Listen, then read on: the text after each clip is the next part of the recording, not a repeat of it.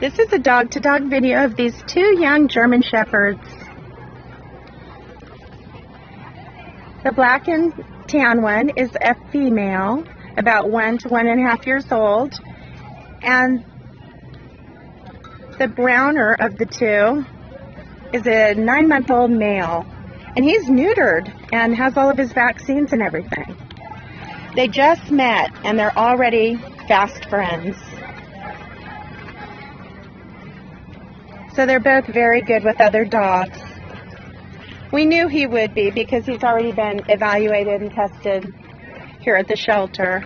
He was in the adoption center at one point, but he ended up coming back as a stray, and his owners didn't claim him, so he's in need of rescue or adoption. Look at them. They're so sweet. They met literally 5 minutes ago. So they're both very dog friendly, very sweet dogs. They need rescue or adoption, please. And now look, they're meeting another dog. It's a doggy party today. Anyway.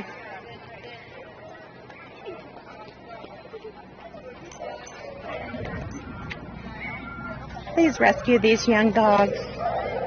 Thank you.